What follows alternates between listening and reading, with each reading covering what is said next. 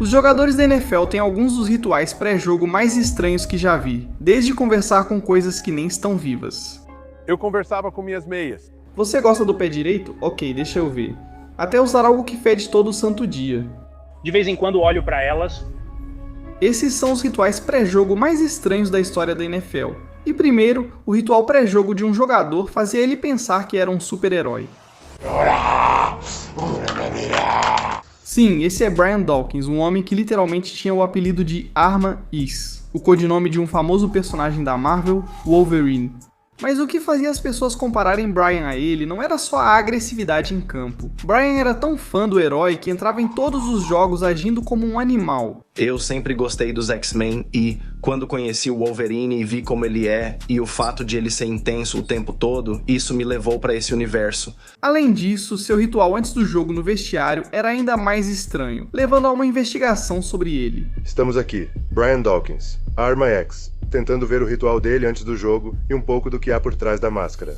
Para entrar nesse mundo e se tornar o Wolverine, Dawkins realiza uma série de rituais antes do jogo. Não peça permissão aos outros X2 na Myohoraeng, ajoelhe-se. Na Myohoraeng Kegekyo. Isso é das coisas mais nerds que já vi, mas o ritual pré-jogo de Patrick Mahomes é uma das mais nojentas que já ouvi. O que ele faz não é só estranho, também o deixa com cheiro de bunda. Pode agradecer à esposa dele, Britney, e é um presente especial por isso. Ninguém sabia do segredo do Mahomes até que um colega comentou rapidamente. Acho que são superstições que Patrick Mahomes tem antes dos jogos. Ouça só. A mesma cueca no dia do jogo, algo que provavelmente pouca gente sabia. Ele vem usando desde que eu faço parte do time. E quando ouvi isso, Mahomes deixou a mim e ao mundo inteiro cheios de perguntas. Tipo, que tipo de cueca era essa? Essas aqui? A tanga do Chiefs passando por aqui. Enquanto Mahomes dominava a liga, algumas lendas da NFL tentaram descobrir o segredo de seu ritual. Patrick, acabamos de ver que seu ex-companheiro de equipe disse que você tem algumas superstições e que uma delas é usar o mesmo par de cueca vermelha nos dias de jogo há anos. Adoro superstições, mas não dava pra repetir só a refeição antes do jogo? Precisava ser a cueca vermelha? Bom, sabe, primeiro minha esposa Brittany me deu elas, então não vou me desfazer delas, mas eu tenho que usar. Ao mesmo tempo, eu coloquei elas naquela primeira temporada. E tivemos uma temporada muito boa naquela temporada.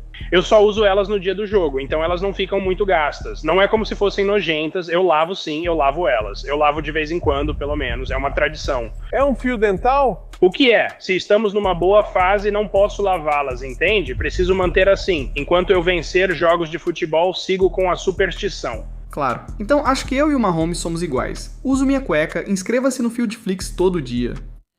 Bem, eu ainda sou ruim no futebol, e o Mahomes está lá toda semana cheirando mal. Tudo bem, chega de falar sobre rituais envolvendo o que tem dentro da cueca de outro homem.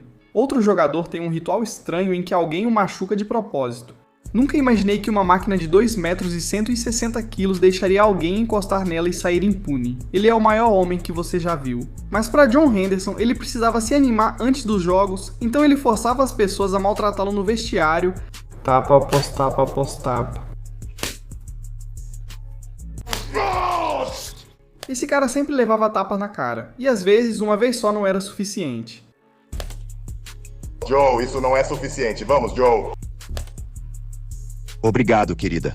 Ok, tanto esse cara quanto o ritual dele são insanos, mas nenhum de nós pode realmente julgar, né? O cara virou uma lenda por causa disso. Falando em lendas, o ritual secreto de Tom Brady fez com que ele fosse amaldiçoado por uma bruxa.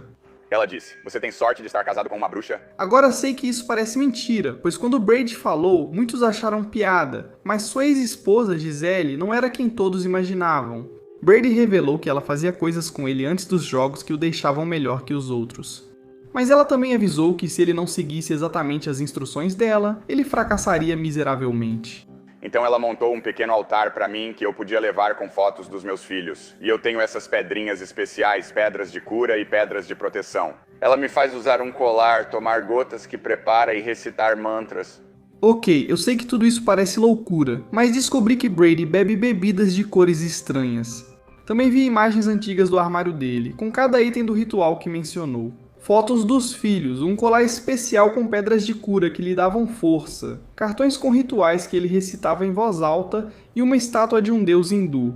O preocupante é que alguns acreditam que o Deus que ele adorava era maligno e que orações a ele trazem escuridão espiritual ou atividade demoníaca. Mas Brady acabou acreditando que os rituais da esposa eram o caminho certo.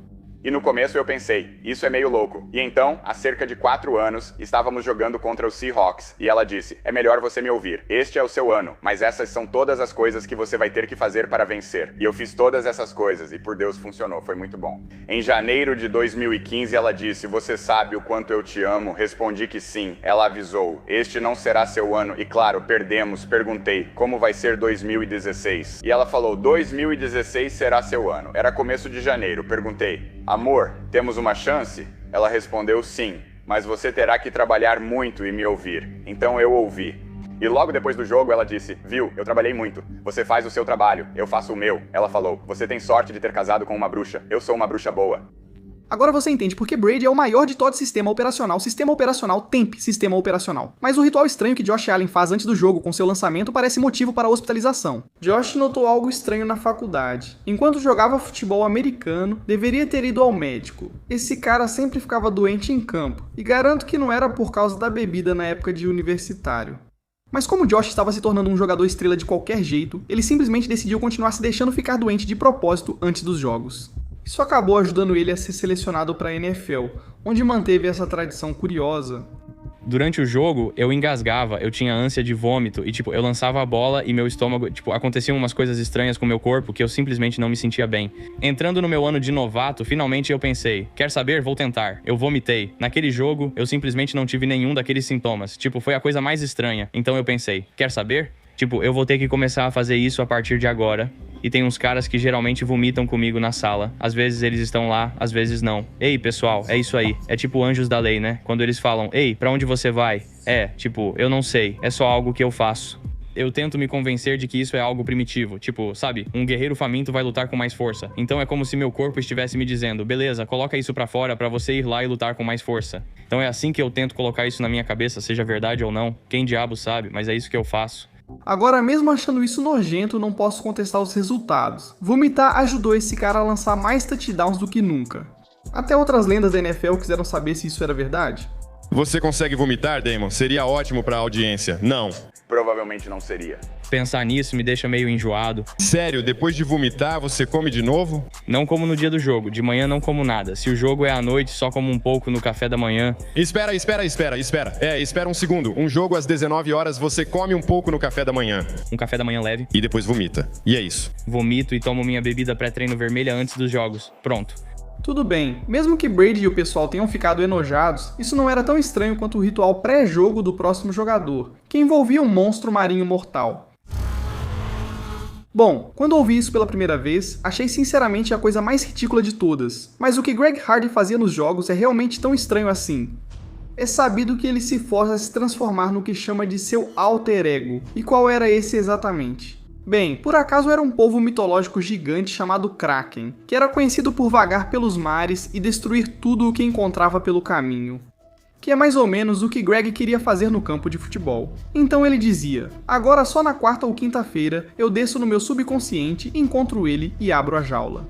Normalmente ele sai no sábado e fica solto no domingo, agora não controlo mais, não sei o que faço quando não estou.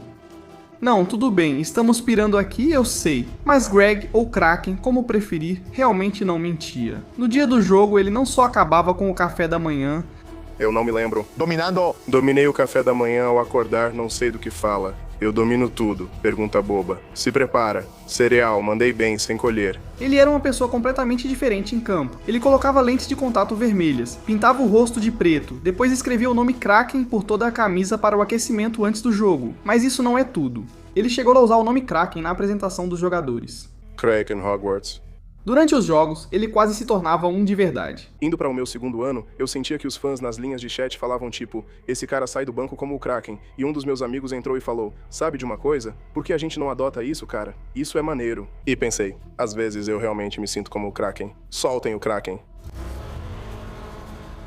Desenvolvi mais habilidades e me tornei implacável com os adversários antes do jogo. Separei isso do meu eu da vida real. O Kraken surge e eu apenas sigo. Não é culpa minha. Se estiver no meu caminho, tiro você dali. Se tiver uma atitude ruim, vou acabar com ela. Me sinto imparável. Quando o próximo nível chega, eu já estou lá. Sempre fui esse cara. Tento fazer isso vir à tona e virar seu próprio monstro. Esse é meu trabalho. As pessoas são destruídas. Se machucam, carreiras acabam. E isso é ainda mais estranho, sabe? Ou você é destruído ou destrói. Quando a NFL viu o quanto o alter ego dele o mudava, colocaram a pintura facial dele em um quadro e disseram que era violação. Nem culpa a liga, o cara é um monstro. Mesmo assim, não acho que ele seja tão monstruoso quanto o próximo jogador. Beleza. Pronto? O ritual pré-jogo dele era conversar com coisas inanimadas. O que era o seu ritual pré-jogo? Ritual? Eu conversava com minhas meias. Meia. Bem, você quer que eu demonstre? Quero dizer, vou demonstrar exatamente como era. Eu chegava ao vestiário, pegava minhas meias, olhava para elas e dizia: qual de vocês deve ir no pé direito? Você gosta do pé direito? Deixa eu ver. Às vezes eu colocava a meia até a metade e falava: não, você prefere o esquerdo. Desculpa. Se eu não colocasse a meia certa no pé direito, ficava desequilibrado. Agora vejo meias com R e L e penso: estava à frente do meu tempo. Tudo certo. Falando com coisas que não respondem. Entendo. Meus vizinhos devem pensar que estou gritando sobre jogadores da NFL para a parede. Quem diabos é você? São 3 da manhã. O ritual do Strahan poderia ter ficado em segredo. Já o ritual pré-jogo do Marshawn Lynch poderia ter feito ele ser banido da NFL. Ele sempre dava dicas sobre seu ritual secreto, que começou quando encomendou um aquário personalizado com uma garrafa de Henny dentro. São 3 dias. Mas Marshawn decidiu manter o ritual em segredo até o fim da carreira e fez uma piada sobre isso. Minha única superstição era que eu precisava tomar talvez uma dose e meia antes de cada jogo, de Hennessy. Como assim? Eu estava pensando, Gatorade pra todo mundo, não sei no que eu estava pensando. E tem um bar bem ali no vestiário em Seattle. Schneider e Pete Carroll, mochila, entendi. Meu Deus, o cara admitiu que bebia no trabalho, mas isso parecia dar superpoderes pra ele. Ou era só o álcool falando? Não sei. Se a NFL soubesse o que ele fazia, a menor consequência por beber poderia ser uma multa. Como quando outros jogadores bebiam nas comemorações de touchdown e eram multados em mais de $13 mil cada vez. Segundo o livro de regras da NFL, é proibido aos jogadores consumir bebidas alcoólicas nas instalações da liga. E não é só em campo, nós até ouvimos falar de jogadores que pegavam aviões e bebiam escondidos durante o voo, até que a NFL descobriu e baniu o jogador por 1 ano. Caramba, beber é algo que a NFL realmente leva a sério, por isso faz sentido eu não estar na liga.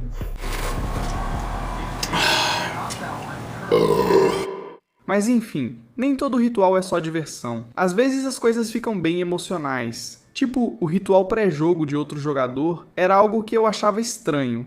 Até eu descobri que isso só acontece porque a pessoa mais próxima dele morreu.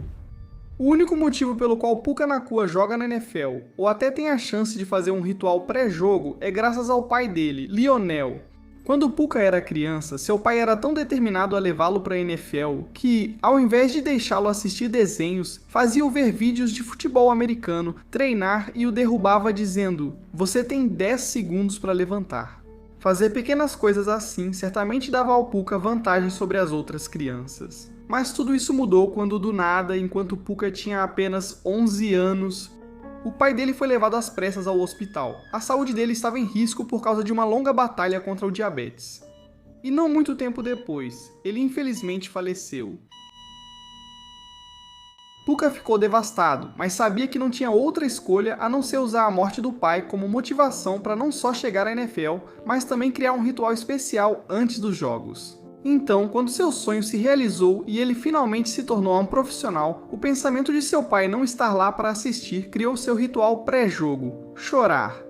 Isso foi legal durante o hino e conversamos sobre os sentimentos que ele tem pelo pai que ele perdeu, e ele pensa nele antes do jogo, entra nesse estado e fica grato por cada oportunidade de estar lá, vestindo o uniforme de futebol americano. Isso te toca quando você ouve ele falar sobre o fato de que está conversando com o pai nesses momentos. Então, enquanto o hino está tocando, ele diz: "Ei, espero que você esteja orgulhoso de mim, espero que esteja me assistindo.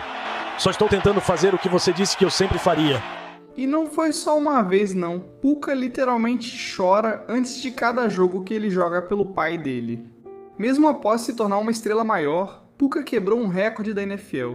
Mesmo sem ser seu ritual antes do jogo, ele se emocionou, pois sabia que o pai estaria orgulhoso.